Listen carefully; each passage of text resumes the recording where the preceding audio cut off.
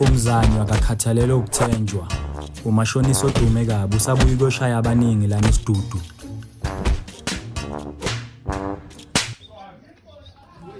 Manje lamadoda akhathela acabanga ukumhlanganyela ngoba umzanyo obashaya noma kunganasidingo. Bayazi ukuthi angeke balunge, into abayenzile bafike kimi bangicela ifavor. Since kuyimi umuntu oclose nomzanyo, abangicele ukuthi ngimthengele ibhiya, ngimphuzise adakwe and then bayamhlasela. Ngavuma because of le mali abangithembise yona. Ngiyithole relaxile le tsotsi, angenze njalo. Abafethu nami ngiclever, ningangenzi kanjalo. Hawu dakwa iBA1 umzanyo, angiwathaphele ilima ngizitshele ukuthi sekunjalo.